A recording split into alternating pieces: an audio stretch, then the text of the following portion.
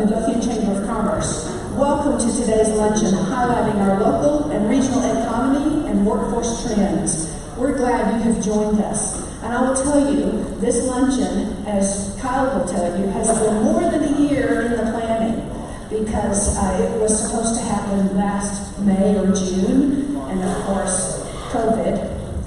At this time, I'd like to ask Desmond Hay to come forward. He will offer the invocation and blessing of the food that we are enjoying. Mr. Hay is the manager of mission and ministry for Texas Health Hospital of Mansfield. Mr. Hay. Thank you so much. Good morning. Let us pause for a moment of prayer. Divine God, we acknowledge your presence in this space. We are in one space. We are together again, despite the challenges of life. And for that we praise you. We invoke your divine presence in this meeting today. We pray that your blessings will be on the food. We pray that your blessings will be on the proceedings. We ask at the end of this session that we will rejoice, for we live together, united, standing strong, for a better community, even a better world, we pray. Amen. A lovely prayer. Thank you. I agree. It is important that we continually pray for the many professionals and elected officials who work so tirelessly on behalf of Midlothian's residents and the business community. We are honored to have several elected officials with us and dignitaries with us today. It's my pleasure to introduce them. As your name is read, we ask that you please stand. We're going to ask the audience to hold your applause until these guests have been announced. We have with us the Honorable Mayor of Midlothian, Richard Reno, Doug Hunt, Council Member with Ovilla. We're pleased to have Dr. Joanne Fay, the new Superintendent of Midlothian ISD. Not sitting together and therefore not posing a quorum is our Midlothian Economic Development Corporation Board. That is David Hurst, Bobby Frizzell, Lisa Lemon, Alex Hendrickson, and Bill Burdette. Did I miss any elected officials? All right, join me in thanking all of these fine folks for being with us today. It is also my great pleasure to publicly thank the Chamber's key volunteers and leadership. If you are on the Chamber's Board of Directors or serve as an ambassador, will you please stand and be recognized? Thank you.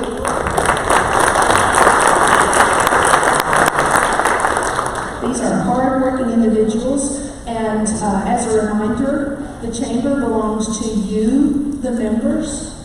They work on your behalf, developing governance and policies and making sure that I'm leading the team in the way that the Chamber needs to go. We also have learned that the Chamber succeeds by offering the best possible customer service, resources, and information to you, our members. Please help me thank your Chamber staff. That is Judy Bates, Membership Director, Mary Beth Bartlett, our new Special Events Manager, and Rachel Cruzon, our Summer Intern. I think only one of those ladies is in the room, Mary Beth. Thank you. Judy and Rachel are in the gallery, and they will be joining us soon.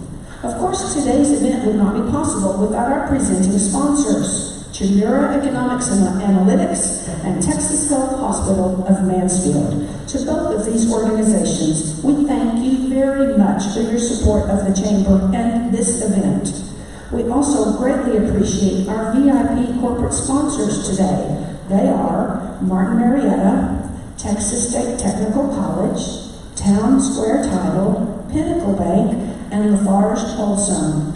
Now help me join in thanking these sponsors of today's event.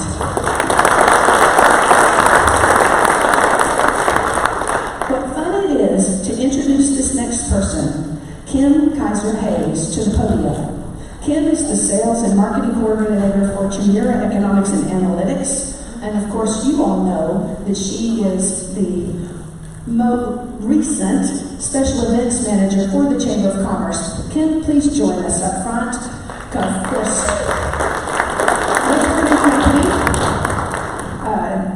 with the new company, Kim was certain that they needed to join the Chamber, and one of the first things she wanted to do was help us bring today's presentation. So, Kim, I'll turn it over to you.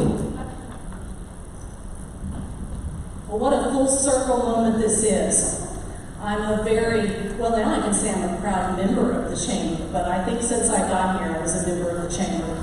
I was so honored to be a part of the team. We did some great things with different festivals and events, and we're so proud to be Midlothianites. And we have, think about it. Here we are in this fabulous town, 35 minutes south of one of the largest cities in the U.S. We have an incredible school system. We are developing a great infrastructure. We have beautiful homes and developments being built. We're very, very lucky. And so I'm very proud to be living here myself. It all happens because of economic development, right? Oh, good, he gave a thumbs up, so that means he gets it. It is, it's true. It is it makes everything happen, and it's not an easy job. You would think, well, gosh, everyone would want to just move here to Midlothian. It's so close to Dallas, it's so close to Fort Worth, but it's not the case. There's lots of parts and pieces. And so I would really like to introduce the man that's making that all happen right now for us with his team. And I've worried all night long, Kyle Kinateder. He was hired. Kyle. He said, call me Kyle. Kyle was hired in 2019 as the president and CEO of the Midlothian Economic Development. Is it a corporation? Is it an LLC? Is it just a cool place? It's just a cool place. I love that. You're from Utah, all right? And you received your bachelor's degree from Brigham Young University and your master's degree from the University of Utah in City and Metropolitan Planning. So I think we're really lucky to have gotten this fella. And maybe he can get this 60-year-old gal an introduction to Donny Osmond. So I don't know, we'll check. 10 years ago, Kyle moved to Texas to work in economic development, specifically in incentive compliance, workforce development, business recruitment and retention, and long-range planning. His plan was to learn how cities work so that he could be a better real estate developer. His plan quickly changed as he learned the positive impacts that economic development can have as new jobs are created, workers are given better employment, and communities develop strong corporate partners and benefit the entire region. Kyle is a certified economic developer and is active in national, state, and local economic development associations. The mission of the MED is to grow our local economy and improve the quality of life for Midlothian residents. I like that. I think we'll hold him to it. Is that good? Everybody with me? Okay, good. Toward that goal, the MED recently adopted a new strategic plan to identify projects and allocate sales tax funding. Kyle and his love, it just says wife, what's her name? Nicole. Kyle and Nicole have twins and then another baby. You got economic development going on at the house, too. It says here that keeps them very busy. I would guess so. We're very proud to have him. I met him about 2 years ago, and our company is working with him now, too. And so, without further ado, Kyle.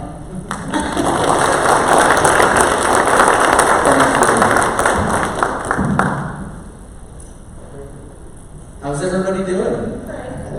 I am excited to be here and have multiple slides. So our intention, as Laura had mentioned, as we started having this discussion of how do we better educate the community as far as what's happening in our community, what's helping to drive the growth, but more importantly, how are we as residents of our community, how are we growing and shaping our community the way that we want our community to be.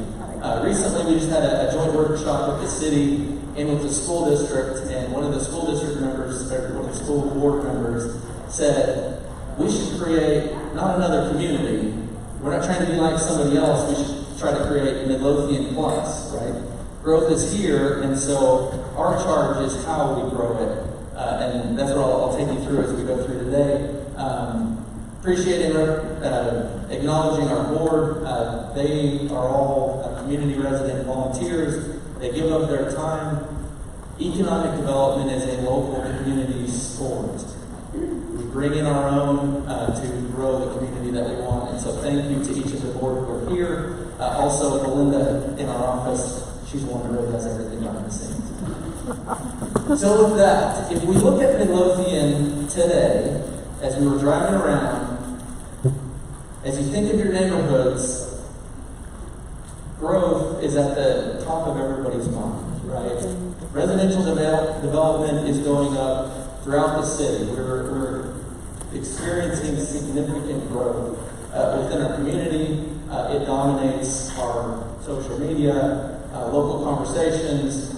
With that, we are starting to see more of the retail development that's coming in. We're bringing in office space that's come in with the hospital that's come in. We're starting to see more and more amenities, more and more restaurants that are coming, in part that come with normal population growth as we grow. When we look at our single-family permits, the last section, that's only half of the year. So we have the ability to do one of our strongest years in new residential growth. When we look at our population, in 1990, we had 5,000 people in our community, right? This is a community that is fastly growing. This is a community that is very diverse and made up of a lot of different organizations and groups that are very interested in how our community grows. On the business side, it's growing as well, and we track that through sales tax.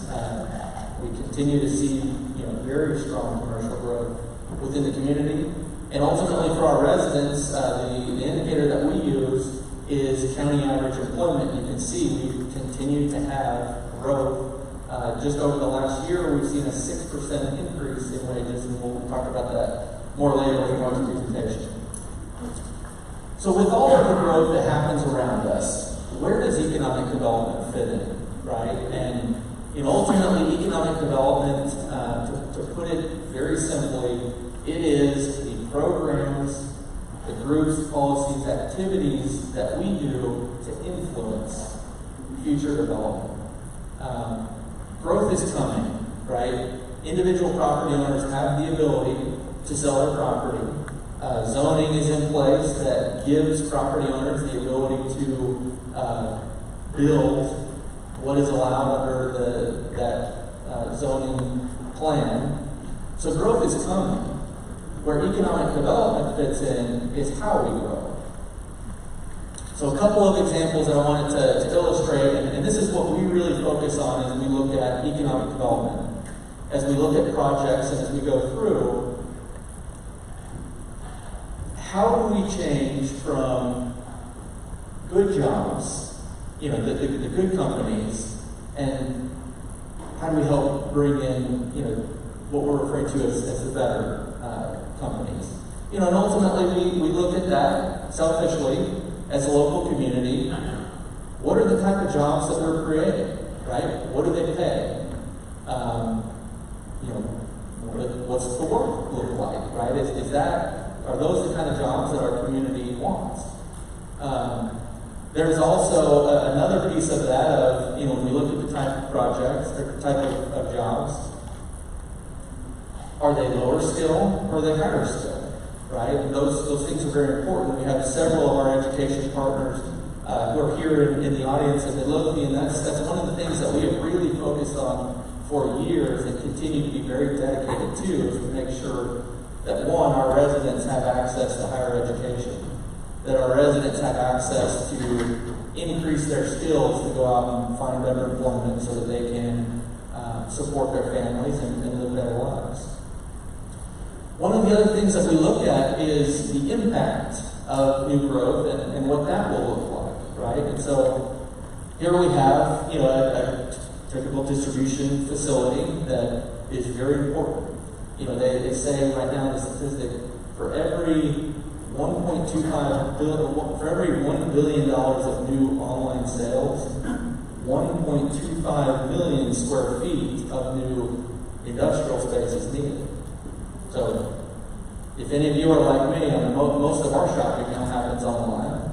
That drives more demand for distribution space. It's got to get from its production to our house. The key piece are these distribution centers. So you take those, facilities that they're still good, right? They still offer, jobs and a wide range of jobs. They have with them tax value that flows through into our community, that we're able to use those funds to improve the quality of life for our residents. On the other side, we have, in this example, manufacturing operations that have higher paying jobs. They have more capital equipment, which is a higher tax value, which ultimately brings more local benefit to our communities so that we have more money to put towards education and towards roads and streets and all of those community quality of life things that we need. So, one, just to be very clear, of both of these two examples, neither one is bad, right? But there are better developments. There's better opportunity. And so in economic development, we want to go through and we want to seek out those best projects for us within our market of what we're able to do. Kim mentioned how hard economic development is. There's a lot of different companies and a lot of different factors and things that go into it.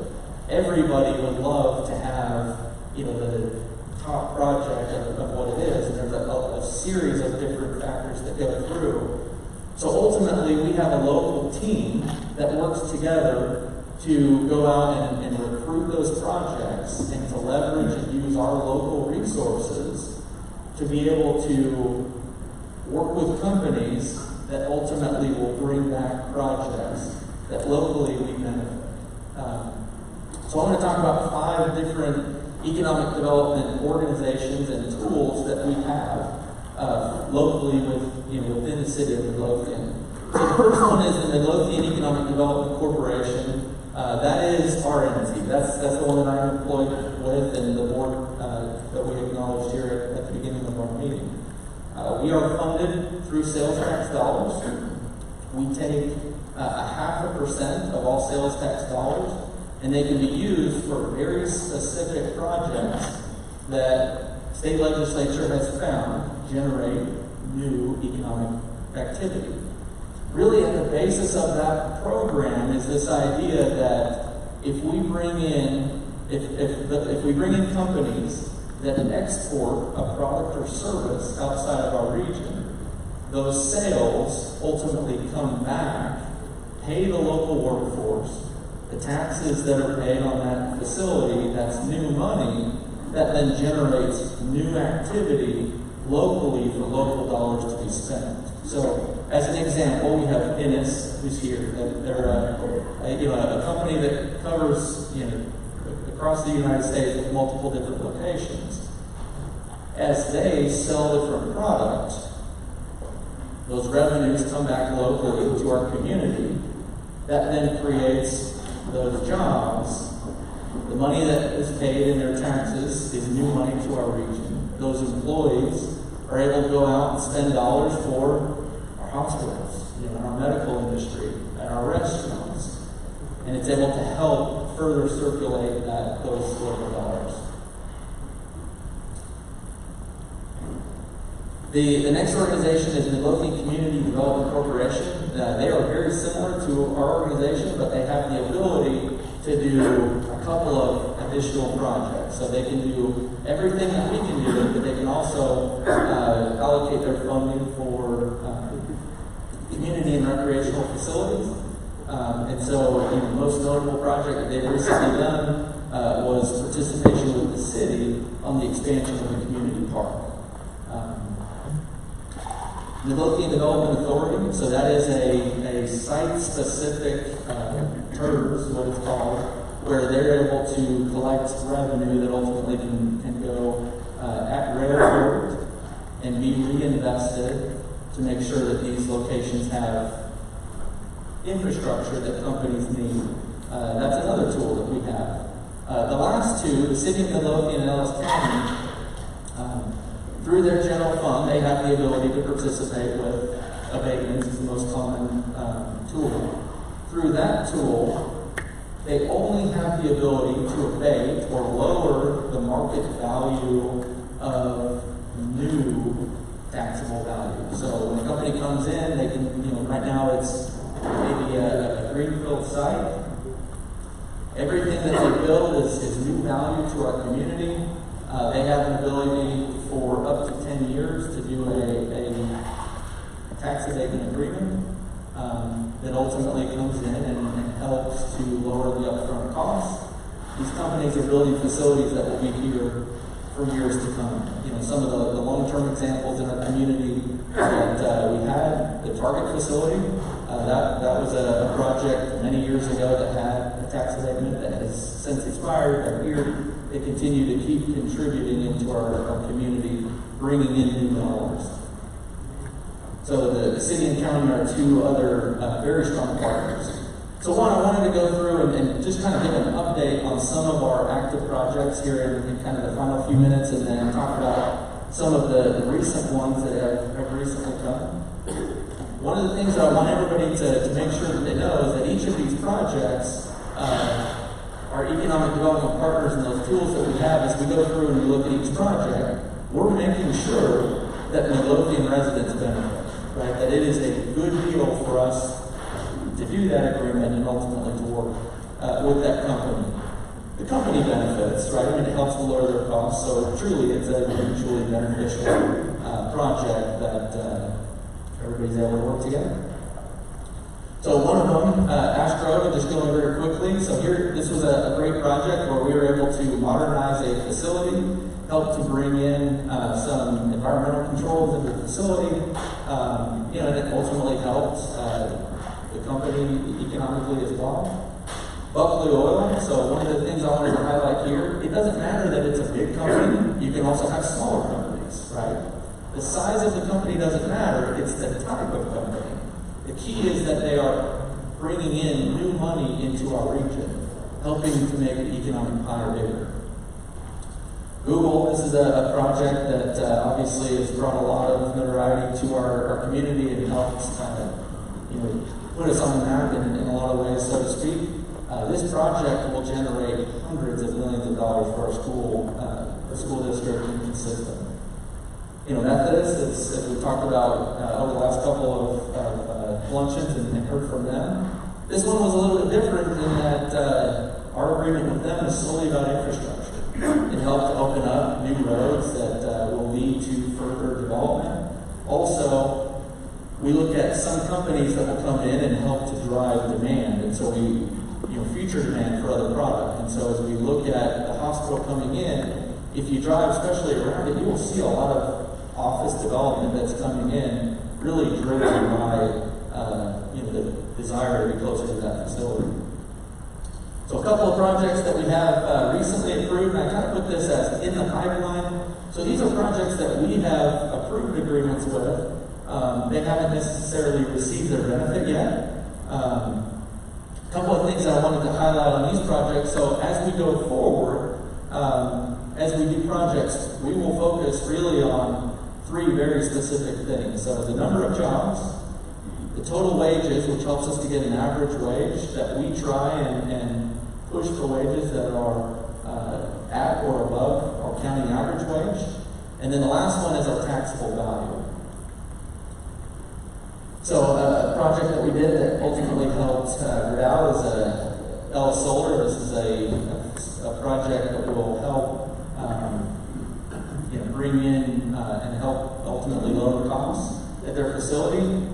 After a 10-year period, it will generate $9 million of direct benefit to our local entities. So this is not inclusive of multipliers, and the numbers only get bigger when you look at spin-off activity. This is direct to our local taxing entities.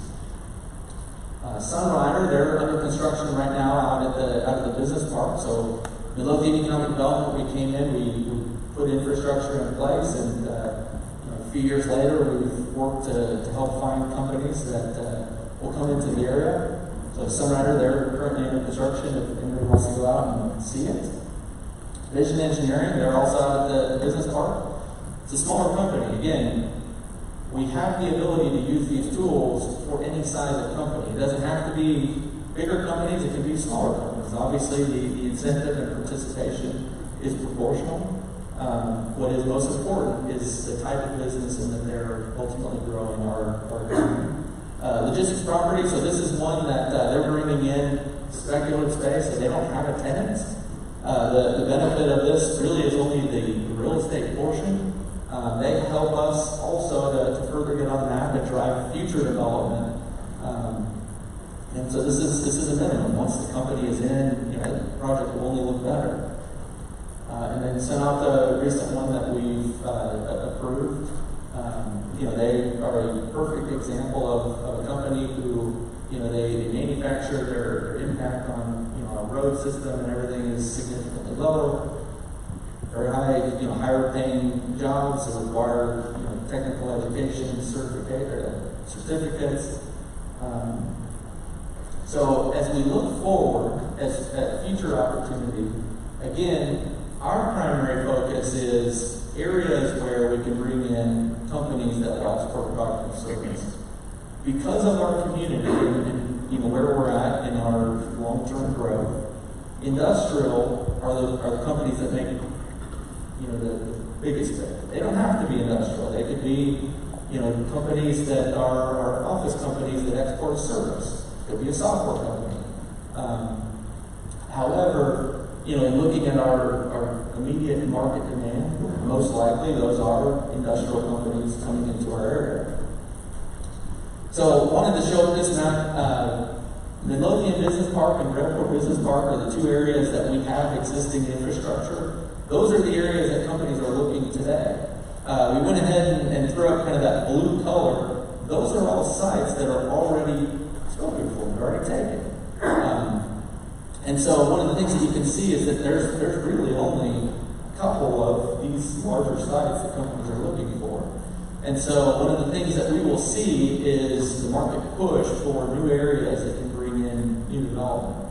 And again, our economic team will work together to make sure that we're always bringing in projects that the community wants, that we have community benefit, both in quality, type of jobs, and tax. That's where we're going to participate and use our resources. So the last thing we mentioned, we had just approved our strategic plan. Ultimately, this gives us the tools and the framework for our board and council to go out and identify future projects. Invite anybody to go to our website and to see this and provide your feedback. Reach out to us. We love connecting with the community. We want to hear from you. For those of you who are within businesses, we want to work and we want to grow with you. The better we understand how you can succeed allows us to grow your business, but also with the new businesses that are coming in allows us to bring in the right partners that also help for you and your industry. So with that, we'll hold questions till the end as I turn back over to Laura.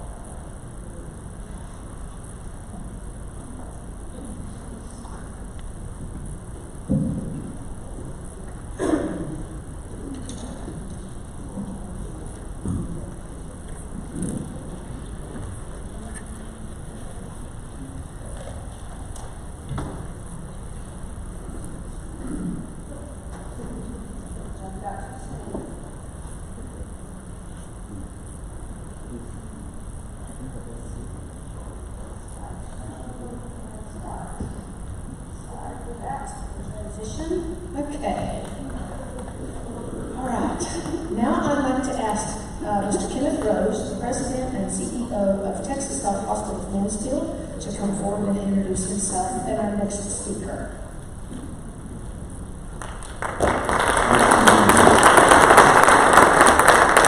Good afternoon, how are y'all?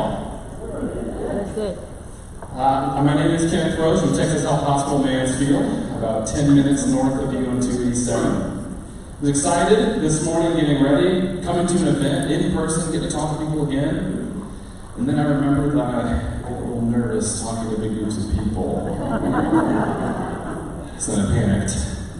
This is a lot different than just a computer screen where we've been talking for the last year. But I am so excited to be here. And excited to introduce you to Mr. Mark Hayes, who is our second speaker today. Mark was born Texan, Perryton, up in the Panhandle. He and his family, when he was 14, moved to Eufaula, Oklahoma. And he did a lot of his training there at OSU, Oklahoma State, where he majored in agricultural communications. And he also got a master's degree in public administration from the University of Oklahoma. His 25-plus year career has really been focused in public service, and you can see it in your program. The resource development for the Oklahoma Department of Commerce, the Director of Workforce and Economic Development at the OSU Institute of Technology, Vice Chancellor of the Workforce and Economic Development for Dallas College. Currently, he's a Managing Director for Chmura Economics Analytics, and Mark also serves on numerous boards in the area. And he's very passionate about helping Ellis County schools and businesses find ways to grow. On a personal note, Mark, I accept your invitation. It looks like you were asking me to come to your house for brisket this summer. I am willing to sneak your address when we wrap up here. But he smokes briskets and steaks in the fall. He loves OSU football. His winters are focused on the Cowboys and the Stars, which is probably painful some days, but keep watching. And in the spring, it looks like Mrs. Hayes puts him to work in the garden, which we've all been there, done that. So excited to hear more from Mark, and we're excited to be with you today from Texas Health Hospital Mansfield. Thanks for being here.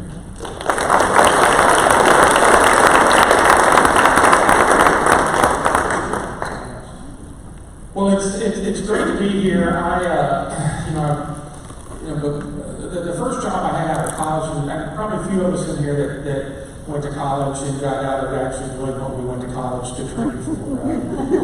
I trained to be a farm broadcaster, and I was a farm broadcaster for many years out in the Panhandle, a little town called Plainview, north of Lubbock, and was also on TV in Lubbock, Sun, and everything. And so, if you don't know what that is, if those of you old enough to remember WKRP in Cincinnati, Les Nessman, me. I'm the guy when you turn the radio on at 5 o'clock in the morning, give me the prices for pork belly futures. That was me. So I'm kind of like what Pat Paulson, the comedian, one time said about George H.W. Bush. Well, he was a business owner. He was an ambassador. He was a congressman. He was a vice president. He was a president. Obviously, the man can't hold a job. So sometimes I feel like, former President Bush in that regard. But it is great to be here talking about what I love to talk about the most, other than my lovely bride and my kiddos. This is something that's very passionate for me. And it's not just about data. It's not. We're going to look at some data, some workforce data, some labor market data. But my entire life has been focused on helping people succeed, helping businesses grow, helping communities thrive.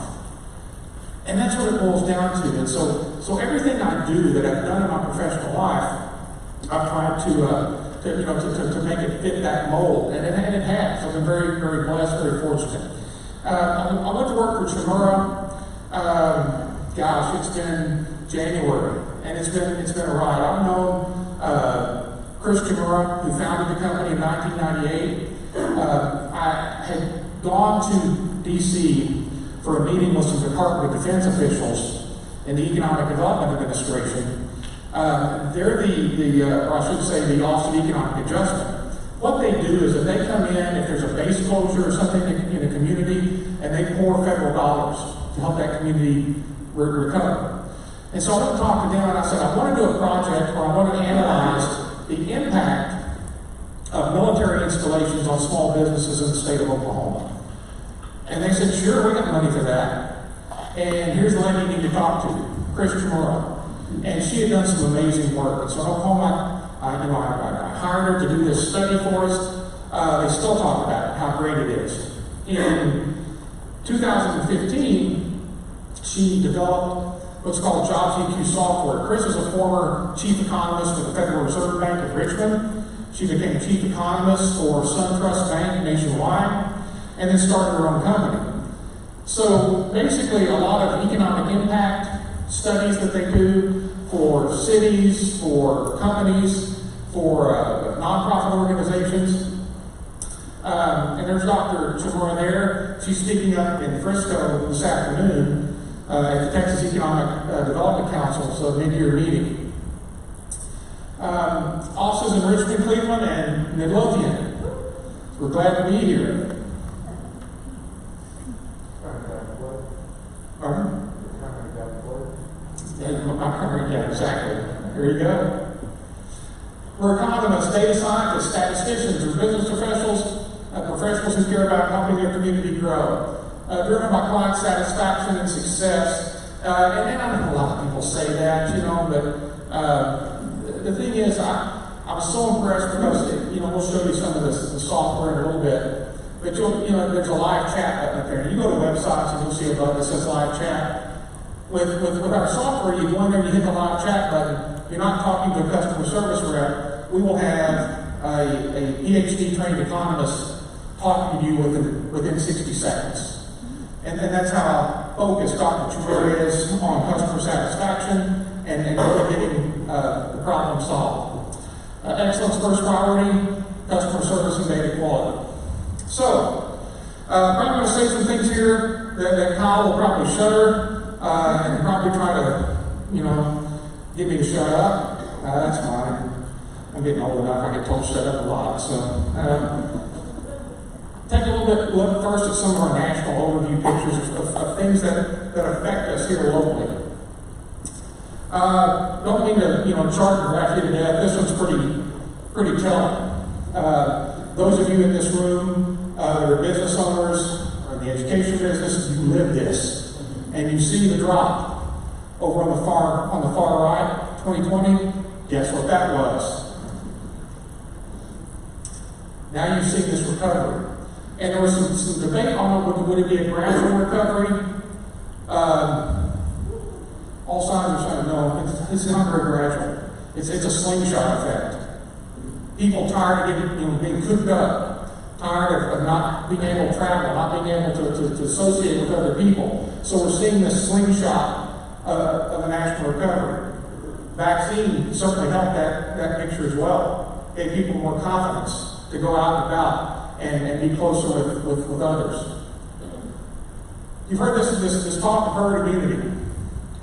Using the administration's definition of this of 80% plus, we see here, and Dr. Chmura coming up with this chart showing what most likely nationwide we're looking at herd immunity. This has been pushed back because vaccination rates have dropped.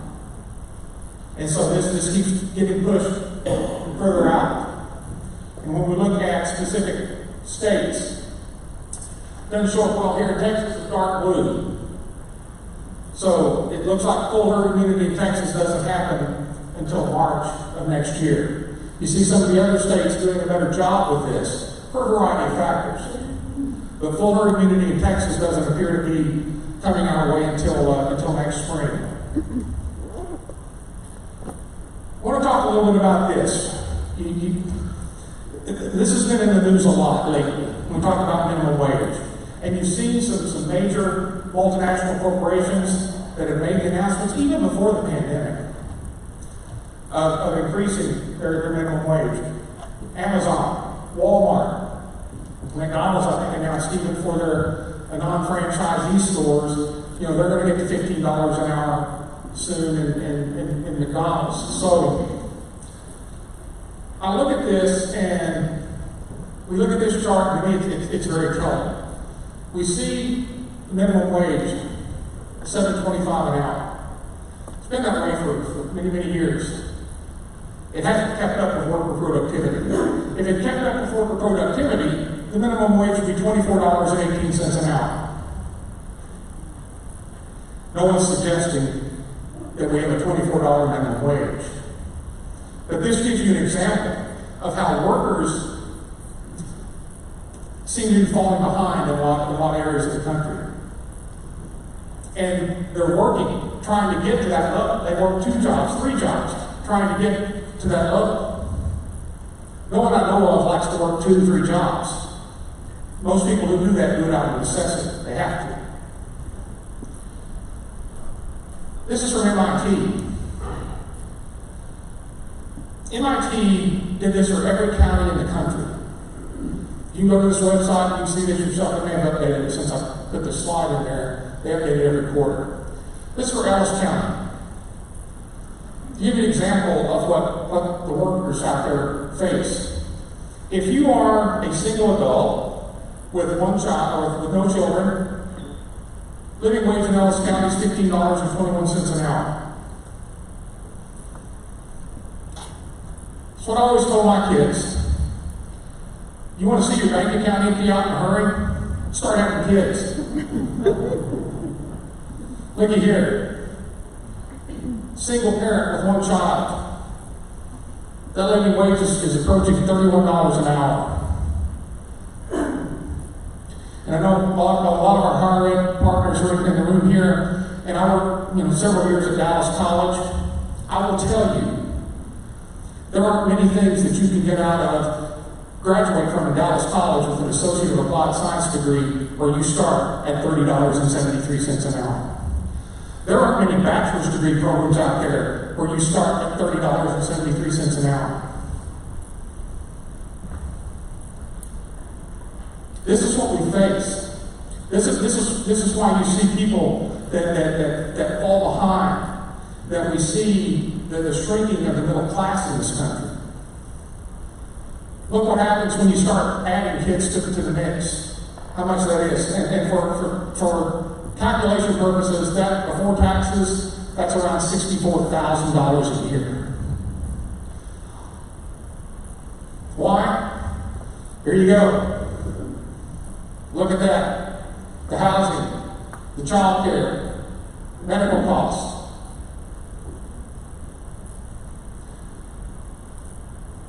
I'm not probably telling you anything new here. We've seen what happens. If you're a single adult, yeah, I can probably do that. Have a few skills. I can probably, work in Ellis County, make that $15 an hour. But if I don't put myself into poverty quickly, become a single parent.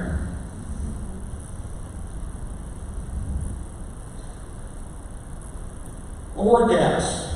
Where in our labor market are we falling down on the awards we need to help fill labor market gaps here in Midlothian? You'll see here, this is Ellis County. I will be the first to tell you, Midlothian is a part of Ellis County, but it's not reflective of the entire county. I think people in this room know that.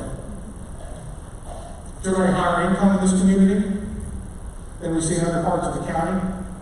I get it. And so what we see here, some of these award gaps, when we look at Ellis County, we look at secondary school teachers, you see registered nurses, it's in the red, you got a shortage, and this is annually. These are annual award gaps. If you're in the blue, doing all right, you got a surplus in the labor market. That doesn't necessarily mean that those people stay in Midlothian or Ellis County. They may go to other places. But those are the gaps we're seeing in our labor market. I want to talk about skills. This is where college faculty just love me. When I start talking, especially liberal arts faculty. I taught U.S. history and American federal government for 20 years. Loved it. Loved it. And like in most states, taught in Oklahoma, the state board of regents required students to have U.S. history and American federal government. I'm a proponent of that, by the way. But students would ask me over and over again, why am I here? Why do I have to have this? And I would go into the spiel. Bill's a well-rounded person, and I believe in that people should know their history, people should know about their government. I'm a big proponent of that. But I would ask my students, and any faculty in here, I ask you the same thing. If you're at a community college or a research institution level, ask your students in the classroom, I don't know what class it is. If it is English composition, freshman comp, if it's college algebra, if it's advanced physics, ask your students, why are you here? Drill down a little bit. And what you're going to find out, and I would tell liberal arts faculty this, I will buy your dinner if less than 90% of those students say, I'm here to get a first job or a better job. That's the purpose of the education system. We're training people to go to work. We're training people to become good citizens, to support themselves and their families. That's what it's about. Pull these headlines. When I look at the top right, the bubble up there from Forbes, employers that get better at recognizing skills will be better positioned to improve both the talent and diversity of their workforces relative to their degree-distracted competitors. Higher ed people love that term, degree-distracted. When I was an undergrad, or when I was in high school, you were told, just go get a degree. That doesn't matter what it's in, just go get it. That was good advice at the time. Not anymore. Anymore, it's criminal. We're playing with people's lives, having them spend money, their parents' money, the government's money, whatever, to get degrees that they cannot support themselves and their families in the workforce. That's tragic. And it affects our local economy because those kids graduate, they owe $100,000 in student loan money. They can't go buy cars, they can't go buy houses. Any job they have, most of that income goes to paying off student loans. And they're 30 years old and still live with their parents.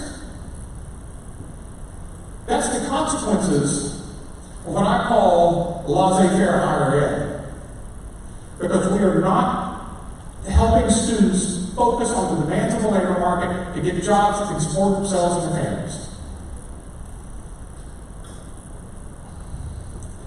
But employers, guess what? You got to tell higher ed what it is you want.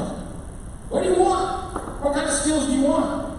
I can't tell you the number of days I'd be sitting in my office at Dallas College, and an employer would call me up and say, I need 50 CNC machinists. Send them down my way so I can start on Monday morning. What planet are you on?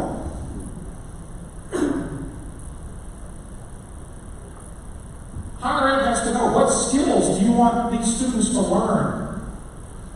And then you insist that students are taught those skills to succeed in the workplace.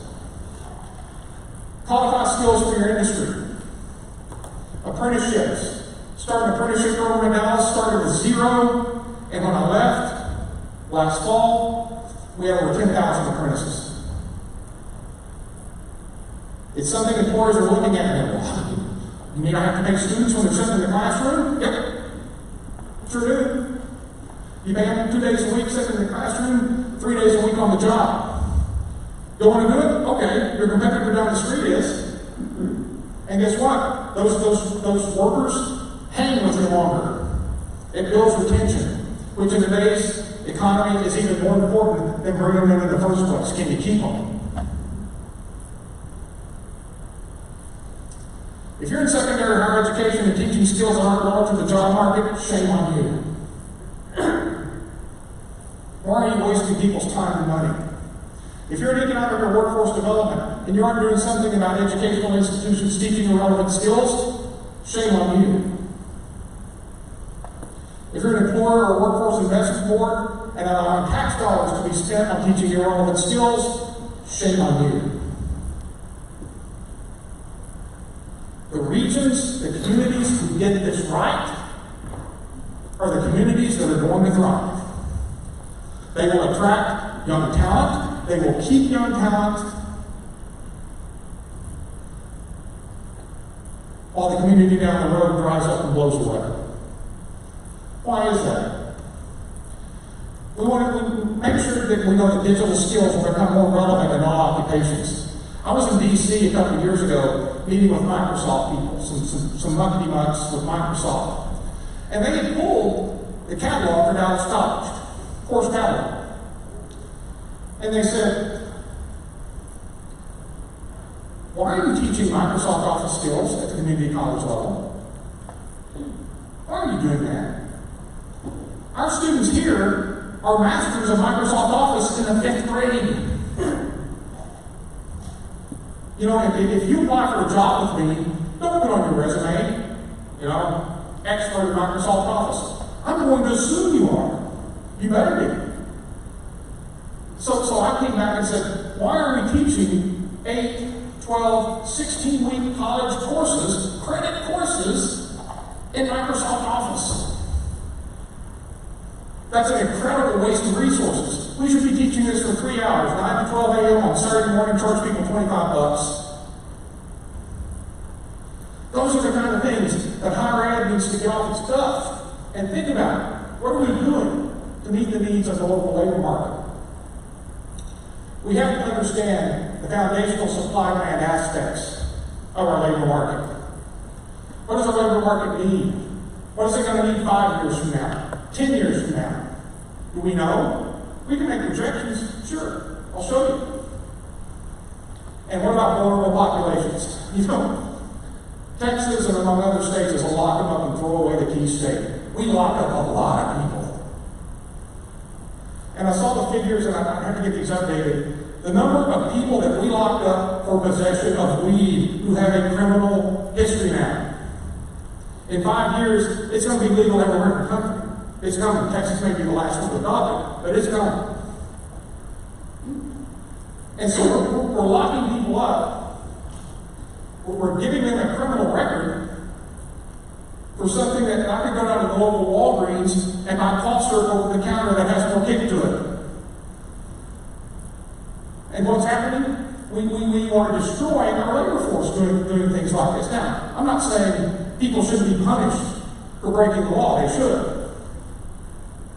But what are we doing to our labor market if we brand them as a convicted felon for the rest of their life, especially for non-victim, non-property type, crimes like that? So what are we doing? What are we doing? I'm assuming a lot of you here don't have a criminal record. Did you do anything when you were 18 or 19 years old if you've gotten caught? You'd have had a criminal record? Ask yourself that question. Enrollment decline. What are we looking at? This is scary for my higher ed friends. 2025 drops off the cliff. What are we going to do? Headlines tell the story. Enrollment plummeting. Big increase in high school dropouts. Birth rates falling to a 32-year low. And you can see these over and over. 2019, 1.2 million students dropped out of high school. We haven't seen the numbers for the most recent academic year. We'll probably make that look good.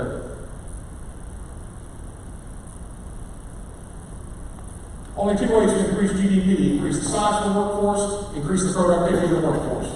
Bob Kaplan at the Dallas Fed, that's the only way. That's the only way you do it. Increasing GDP. Census tells us half the county's lost population. The big one for me on this one, there are now more Americans aged 80 and older than 2 or younger. You people aren't birthing enough babies. Plain and simple. There's just not enough babies being birthed. And you can see how immigrants help create new businesses, start new businesses, and they thrive more so than native-born citizens. Silicon Valley, half of all firms founded by immigrants. Other populations, I talked about, what are we doing with ex-felons? No one's telling you to go out and hire a convicted murderer. No one's doing that. What are you doing? Are you looking at all avenues of your labor market to see, could I bring people in that can do a good job for me, that want the work, that need the work, that are willing to do the work, that have the skills? Job GQ, that's my world, that's what I live in. And this page here are the analytics. We look at the analytics, and you can see here, those of you who are interested, I've got about 20 copies up here of an economic overview report I printed out. If you want one,